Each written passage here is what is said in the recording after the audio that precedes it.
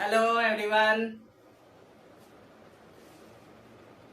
Class 12 का physics का chapter 1 electrostatics के बारे में इससे पहले हम पहले वाले वीडियो में बता चुके थे। आज हम लोग इससे आगे बढ़ते हैं। चैप्टर 1 में ही आज है electric field intensity due to continuous charge distribution. कि इलेक्ट्रिक फील्ड इंटेंसिटी के अंतर्गत जो है चार्ज डिस्ट्रीब्यूशन कैसे होता है वो हम आज पढ़ेंगे। चार्ज डिस्ट्रीब्यूशन जैसे 3 प्रकार से हो रहा है। Continuous charge distribution can be 3 types, 3 प्रकार से होता है। पहला ऑन लेंथ के पहला लेंथ से, दूसरा ऑन सरफेस और तीसरा ऑन वॉल्यूम। तो इसलिए हम क्या कहेंगे, therefore charge densities can be 3 types. Charge densities 3 प्रकार के होते हैं। तो हम शुरू से देखते हैं। Due to continuous charge distribution the expression for electric field intensity can be obtained in term of charge density. Continuous charge density distribution can be 3 types on length, on surface, on volume। तो आप देखेंगे पहला length, दूसरा surface और तीसरा volume. तो हम यहाँ पर 3 प्रकार से बांटा गया है चार्ज डेंसिटीज को। अब हम अलग अलग पढ़ेंगे कि लेंथ में क्या होगा, सरफेस में क्या होगा एंड वॉल्यूम में क्या होगा। तो चलिए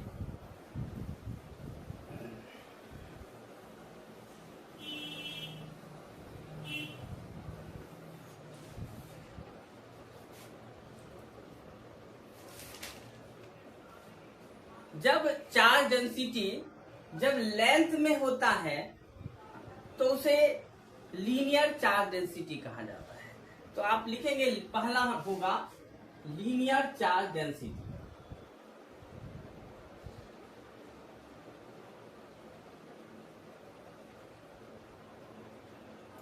linear charge density, linear charge density. अगर कोई क्यू चार्ज एल लेंथ का कोई है और इस पर क्यू चार्ज इसके चारों ओर अगर इसके ऊपर अगर डिस्ट्रीब्यूट हो रहा है तो पर यूनिट लेंथ है ना, पर charge present on per unit length is known as linear charge density. तो लिखेंगे charge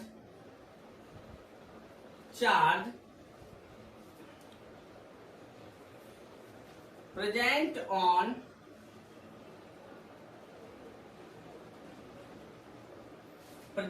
on per unit length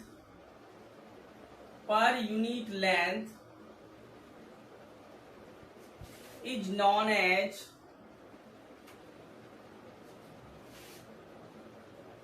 linear charge density।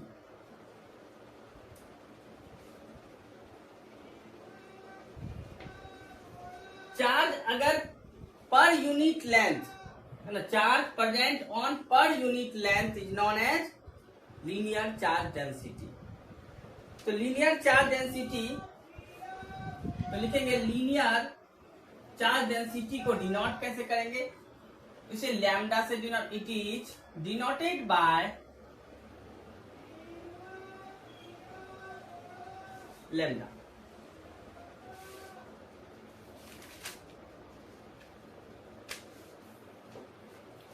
Linear charge density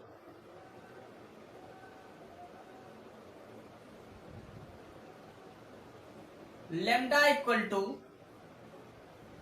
charge को क्यू से डिनोट करते हैं, क्यू बाय लेंथ को एल से डिनोट करते हैं। इसका मतलब ये हुआ कि lambda equal to Q by L. अगर एसआई यूनिट की बात करें, एसआई यूनिट तो क्यू का कूलम होता है चार्ज का और लेंथ का मीटर होता है। तो हम लिखेंगे कूलम पर मीटर। अगर डायमेंशन की बात करें, इसका डायमेंशन क्या होगा, तो डायमेंशन Q का 80 होता है और लेंथ का L होता है। तो हम यहाँ पर लिखेंगे M में कुछ नहीं है, M0, L ऊपर जाएगा -1, T और A। ये हमारा लीनियर चार्ज डेंसिटी का डायमेंशन हो गया। तो फिर से आप देखेंगे, अगर कोई L लेंथ का कोई L लेंथ, अगर कोई वायर है या कोई कंडक्टर है ना, अगर उस पर कोई L लेंथ उसका L है, अगर उस पर Q चार्ज इसके चारों ओर, इसके ऊपर डिस्ट्रीब्यूट हो रहा है, तो लीनियर चार्ज डेंसिटी होगा, charge present on per unit length is known as linear charge density. It is denoted by lambda. Linear charge density lambda equal to charge by length Q by L, lambda equal to Q by L। SI unit की बात करें तो coulomb per metre और dimension M0 L-1 T A। तो note down करेंगे।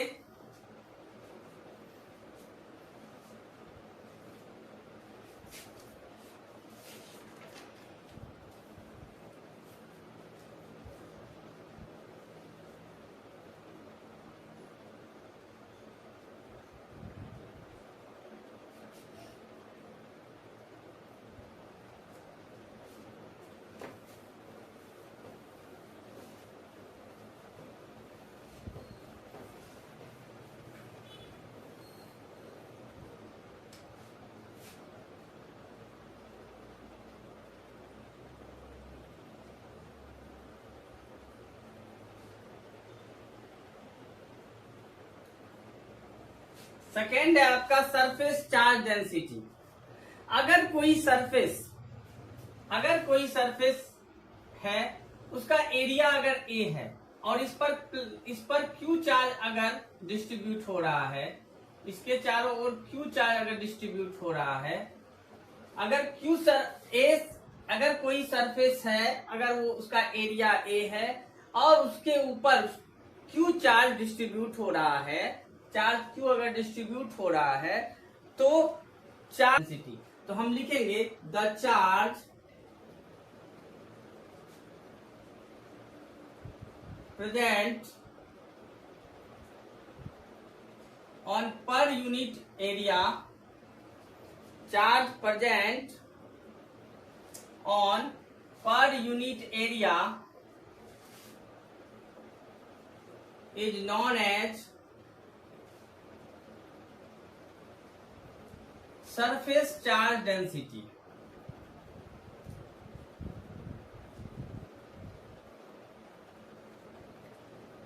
It is denoted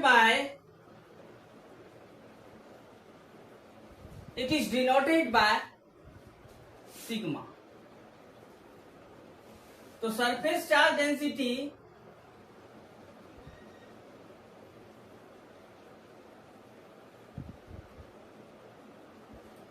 sigma equal to charge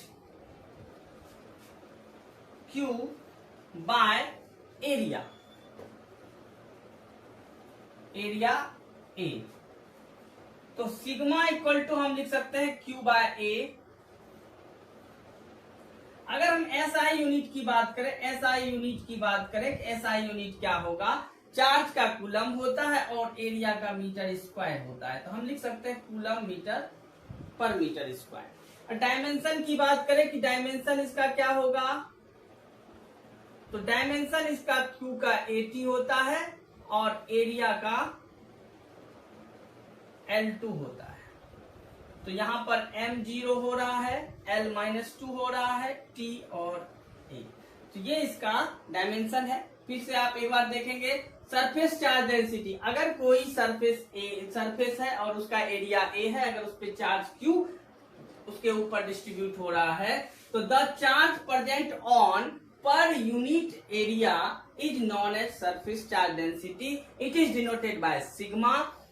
Surface charge density sigma equal to charge by area and SI unit coulomb per meter square and dimension M0 L-2 T A।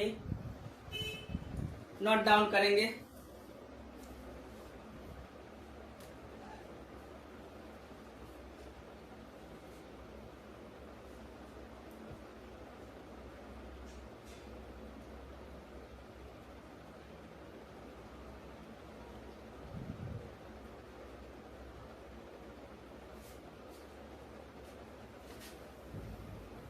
तीसरा number है आपका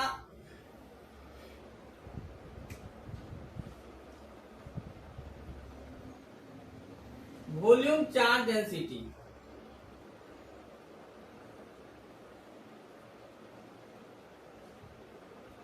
तो volume charge density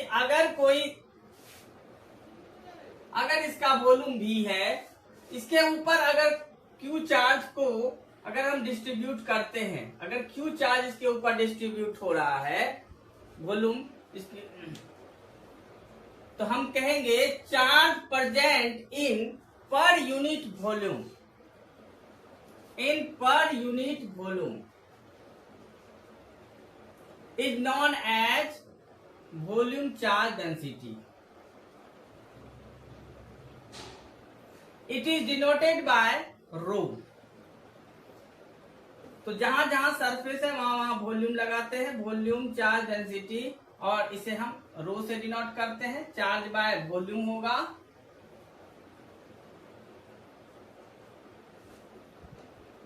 यहां भी मेरा volume होगा।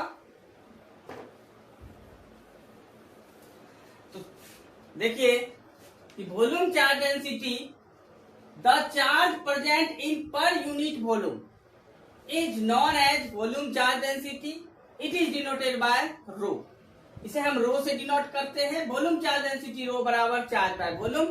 तो ऐसा तो रो बराबर यहां पर हो जाएगा Q बाय V। अगर ऐसा यूनिट की बात करें तो कूलम होता है और इसका मीटर क्यूब होता है, तो आप लिख सकते हैं कूलम पर मीटर क्यूब।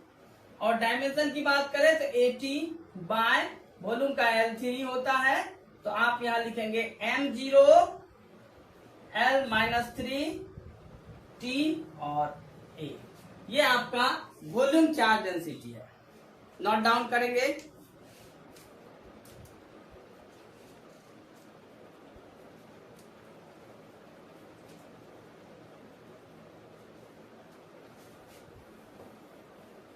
तो आज आपने सीखा कि चार्ज डिस्ट्रीब्यूशन हमें 3 टाइप से चार्ज डिस्ट्रीब्यूशन होता है। पहला linear charge distribution, linear charge density, दूसरा सरफेस चार्ज डेंसिटी और तीसरा वॉल्यूम चार्ज डेंसिटी। तो अगर हम देखेंगे कि linear charge density, surface charge density and volume charge density, ये तीनों के तीनों स्केलर क्वांटिटी है। तो आप वो लिख सकते हैं कि लैम्डा एक लीनियर चार्ज डेंसिटी है, sigma surface charge density and rho एक volume charge density. All are scalar quantity. क्या लिखेंगे सर? ये हो गया आपका linear charge density, surface charge density, volume charge density, all are scalar quantities. Scalar quantities.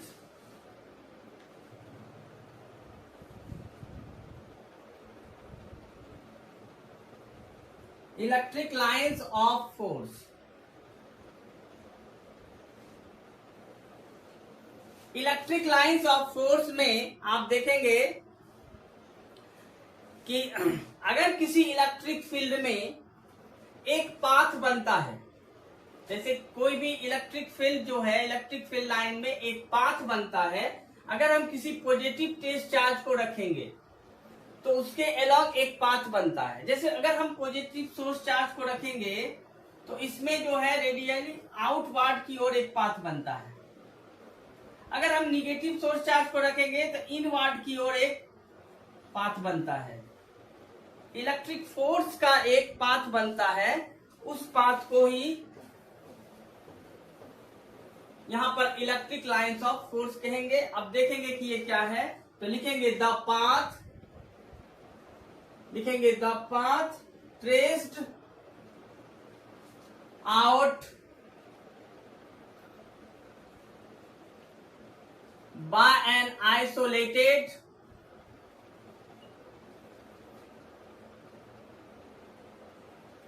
positive test charge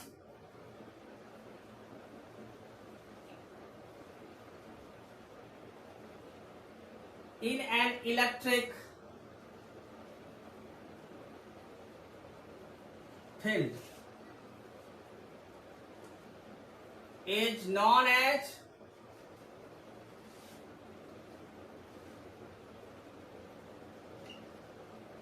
electric line of force।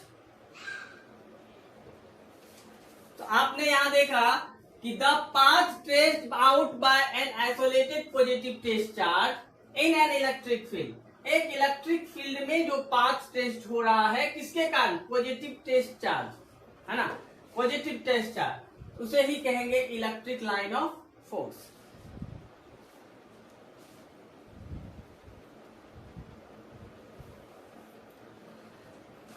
तो ये अलग अलग चार्ज के लिए अलग अलग इसका पाथ बनेगा, तो हम देखेंगे, नोट डाउन कर लेंगे इसको।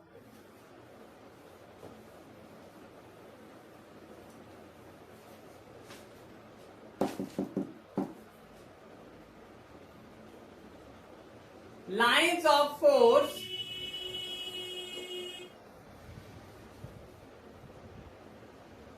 ड्यू टू आइसोलेटेड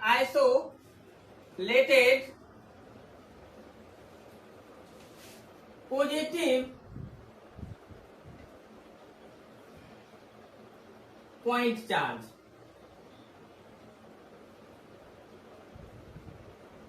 अगर हम पॉजिटिव पॉइंट चार्ज की बात करें, अगर हम प्लस क्यू चार्ज अगर यहां पे रखेंगे, पॉजिटिव चार्ज की बात करें, अगर कोई test charge positive test charge होगा तो इसके लिए ये इसे रिपल्सन करेगा। जब रिपल्सन करेगा तो ये इसका फोर्स कैसे, लाइन ऑफ फोर्स कैसे बनेगा? आउटवर्ड की ओर। तो कैसे होगा? आउटवर्ड की ओर। जब हम पॉजिटिव पॉइंट चार्ज लेंगे तो उसमें क्या होगा, इसका लाइन ऑफ फोर्स कैसे बनेगा? आउटवर्ड की ओर। तो यही बात समझेंगे कि पॉजिटिव टेस्ट चार्ज अगर हम लेंगे, पॉजिटिव टेस्ट चार्ज में अगर पॉजिटिव पॉइंट चार्ज लेंगे, ये ऑलवेज पॉजिटिव होता है, और अगर हम सोर्स चार्ज पॉइंट चार्ज अगर हम पॉजिटिव पॉइंट चार्ज लेंगे तो ये आउटवर्ड की ओर इसका फोर्स लगेगा। तो लिखेंगे कि electric lines of force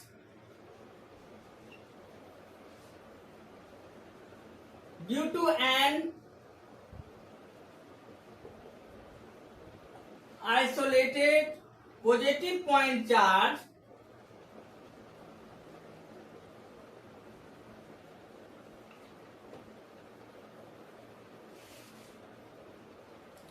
are in form of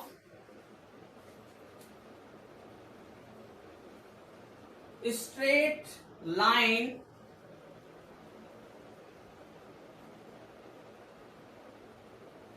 which are directed radially outward। तो हमने क्या देखा कि अगर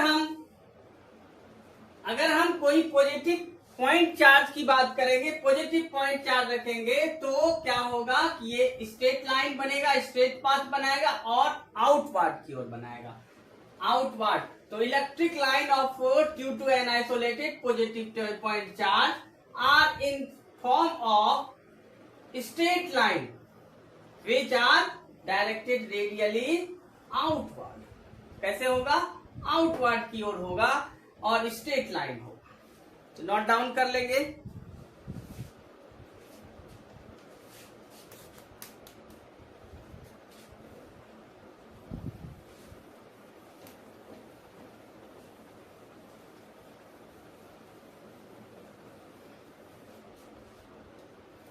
केस सेकेंड होगा, केस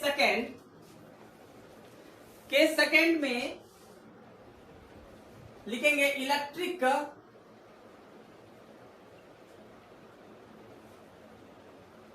लाइन्स ऑफ फोर्स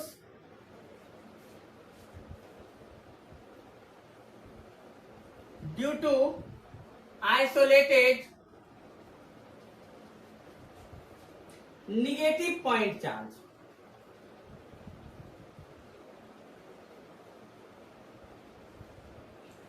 अगर हम पॉजिटिव पॉइंट चार्ज लिए तो उसमें आउटवर्ड की ओर हुआ। अगर हम निगेटिव पॉइंट चार्ज लेंगे, अगर test charge plus Q naught है तो इसमें क्या होगा, इसमें अट्रैक्शन होगा, तो इनवर्ड की ओर होगा और स्ट्रेट लाइन होगा। तो हमारा पाथ क्या होगा, इनवर्ड होगा और स्ट्रेट लाइन होगा। तो हम लिखेंगे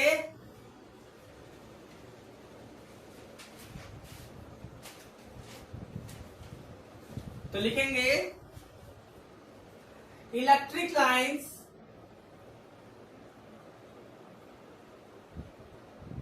of force due to an isolated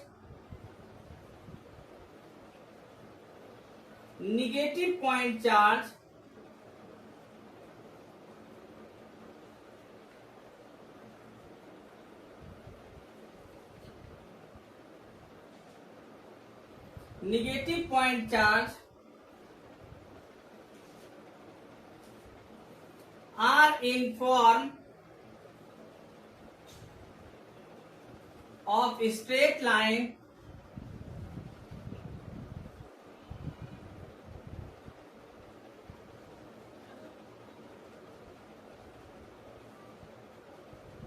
which are directed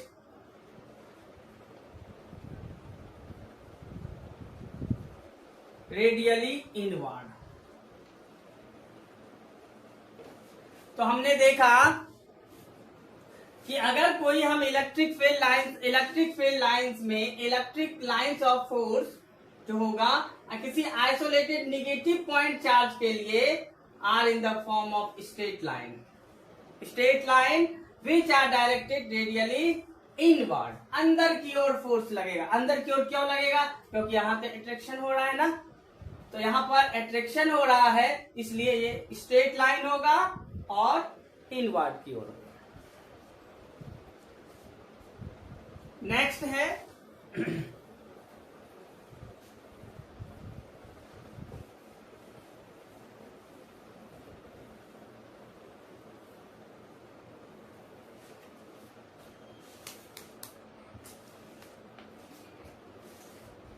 case 3,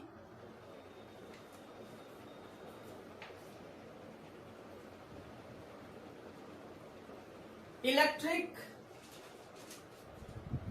lines of force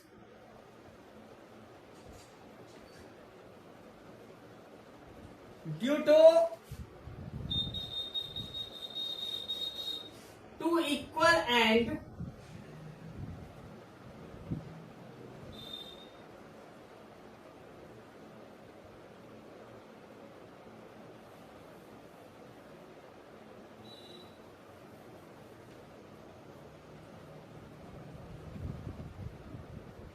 opposite point charge.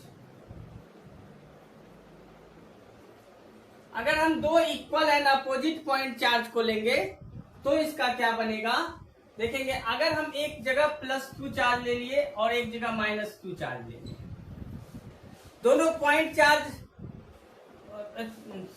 Equal and opposite. यहां पर चार्ज दोनों में सेम है, इक्वल है, लेकिन अपोजिट चार्ज है। एक पर चार्ज प्लस क्यू है, एक पर माइनस क्यू। तो क्या होगा कि पॉजिटिव चार्ज और नेगेटिव, इसमें क्या होगा, लाइंस ये इसको यहां तो अगर कोई टेस्ट चार्ज होगा तो वो इसको रिपल्सन करेगा और यहां पर एट्रैक्शन होगा। तो यहां पर क्या होगा, पॉजिटिव से नेगेटिव की ओर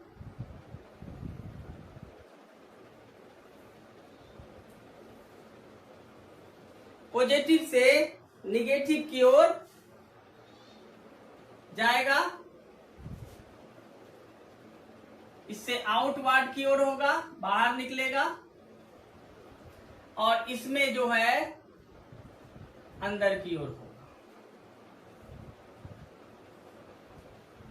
तो इसी तरह से आप देखेंगे, और इसका जो यहां पर होगा ये स्ट्रेट लाइन बनेगा। तो यहां पर स्ट्रेट लाइन और बाकी कर्व बनेगा पॉजिटिव से निगेटिव की ओर।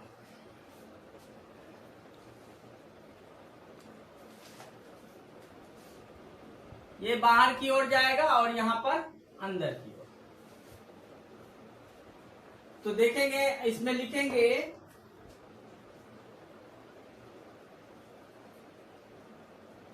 दे originated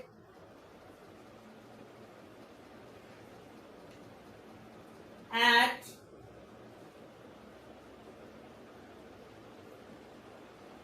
positive charge and terminate at negative charge।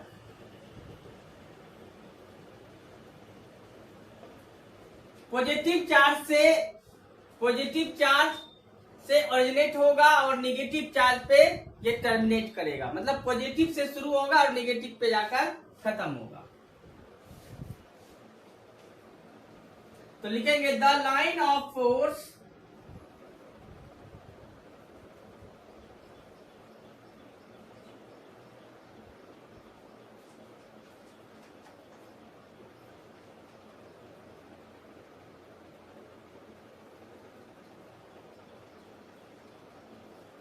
seem to contract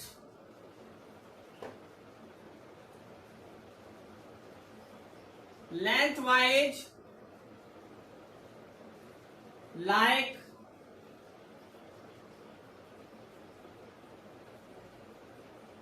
stretched elastic string।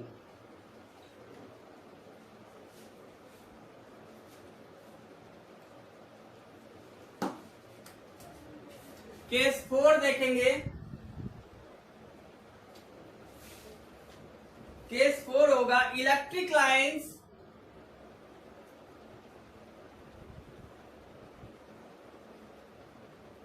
Of force due to two equal and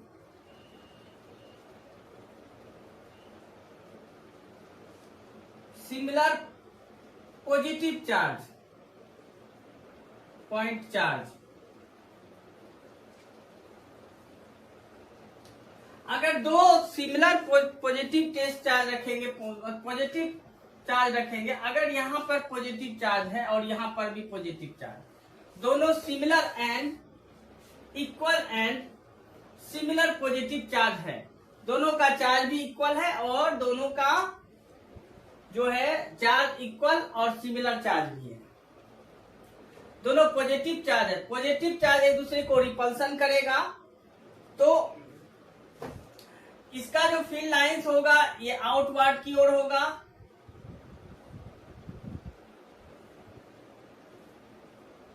और इसका भी फील्ड लाइंस आउटवर्ड की ओर होगा।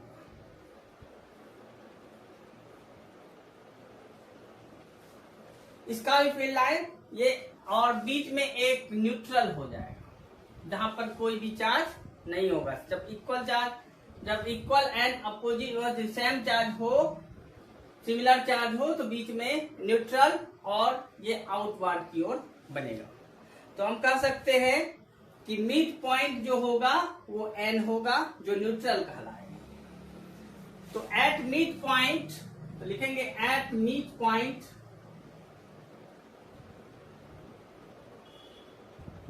N of the line joining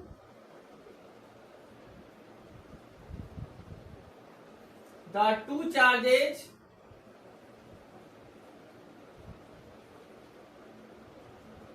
the resultant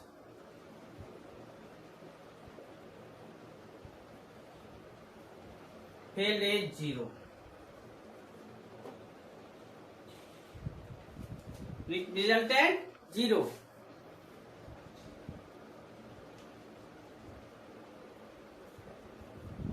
यहां पर 0 इसलिए होगा क्योंकि दोनों के दोनों पॉजिटिव चार्ज है और दोनों जब इलेक्ट्रिक फील्ड बनाएंगे तो दोनों का सेम होगा, जिसके कारण से ये यहां पर न्यूट्रल हो जाएगा।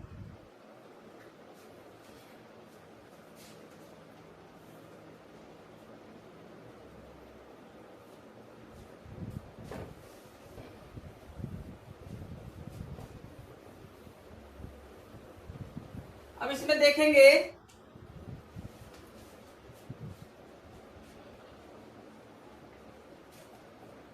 कि अगर कोई चार्ज है प्लस क्यू चार्ज है और ये भी प्लस क्यू चार्ज है,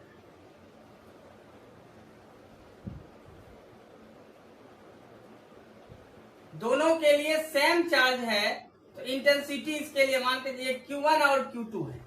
दोनों अगर सेम चार्ज है, Q1 जो है Q2 के इक्वल होगा। सिमिलर चार्ज है और इक्वल चार्ज है तो Q1 Q2 के इक्वल होगा। मान के चलिए दोनों के लिए Q मान लिए से इसके द्वारा जो बना गया इलेक्ट्रिक फील्ड जो बनेगा E2 बनेगा और इसके द्वारा E1 बनेगा और बीच में न्यूट्रल हो जाएगा और यहां से यहां तक का डिस्टेंस अगर R1 मानेंगे और यहां से यहां तक का डिस्टेंस अगर R2 मानेंगे तो क्या होगा, तो लिखेंगे if both charges are equal and similar,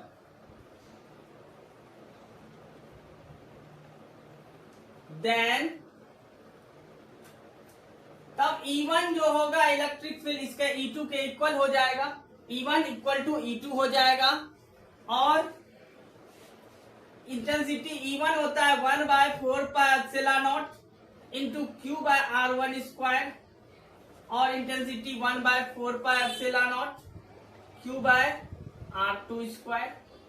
दोनों के दोनों इक्वल है, कट जाएगा, Q भी कट जाएगा क्योंकि R1 square equal to 1/R2 square. तो हम लिख सकते हैं क्रॉस मल्टीप्लीकेशन कर सकते हैं, R1 का स्क्वायर इक्वल टू R2 का स्क्वायर। तो हम कह सकते हैं R1 इक्वल टू R2, दोनों R1 और R2 एक दूसरे का इक्वल है।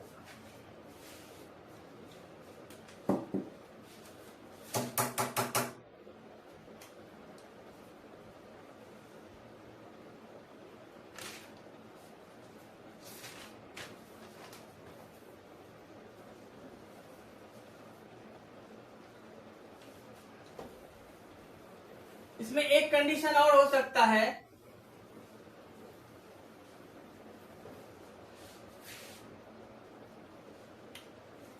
अगर ये Q1 है और ये Q2 है, यहां से यहां तक का डिस्टेंस और यहां से यहां तक का डिस्टेंस R2, R1 और R2, इलेक्ट्रिक फील्ड E1 और E2। अगर इस तरह सा कंडीशन रहे कि both charges are similar but not equal, Q1 और Q2 एक दूसरे का इक्वल नहीं है, तो हम इस तरह लिखेंगे, बी नंबर हो गया कि Q1 जो होगा वो Q2 के इक्वल अगर नहीं हो, अगर Q1 Q2 के इक्वल नहीं होगा तब क्या हो सकता है, तो Q1 के लिए अलग से चार्ज होगा। हम यहां लिख सकते हैं Q1 जो है if Q1 does not equal to Q2, तो इलेक्ट्रिक फील्ड तो, लेकिन इलेक्ट्रिक फील्ड दोनों के द्वारा क्या हो जाएगा, इक्वल बन जाएगा, E1 इक्वल टू E2। तो इसके लिए 1/4πε0, इसके लिए Q1 by R1 square equal to 1/4πε0 Q2 by R2 square. ये दोनों सेम कट जाएगा, Q1 बाय R1 का square equal to Q2 by R2 का स्क्वायर। क्या हम इसे Q1 bye Q2 equal to R1 का स्क्वायर बाय R2 का स्क्वायर लिख सकते हैं?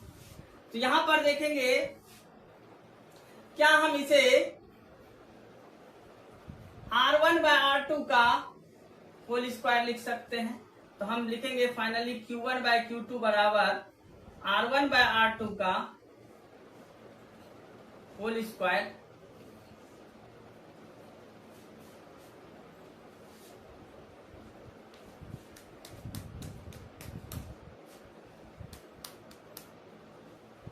जैसे केस 5, इलेक्ट्रिक लाइंस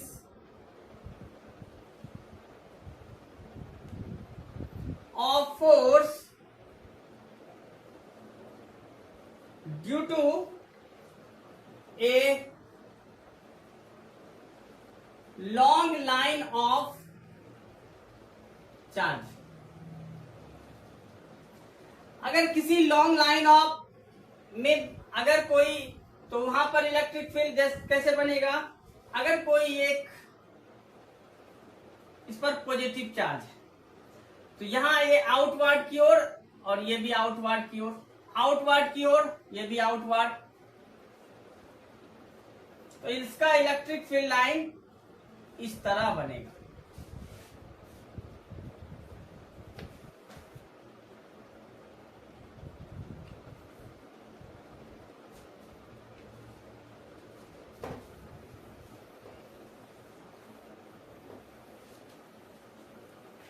केस 6 देखेंगे, कभी इस तरह होगा, एक पॉजिटिव और एक निगेटिव, अगर एक पॉजिटिव रहे प्लेट और एक निगेटिव प्लेट रहे तो इसके बीच क्या होगा? इसके बीच इस तरह बनेगा, ये कर्व होगा और बीच में पॉजिटिव से निगेटिव की ओर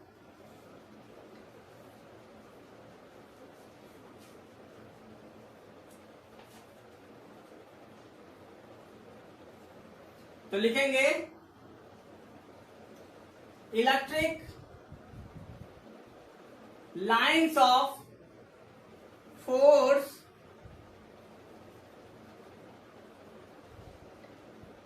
बिटवीन टू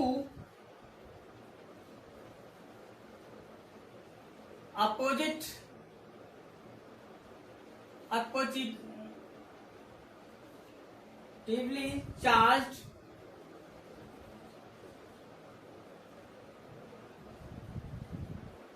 पैरेलल प्लेट।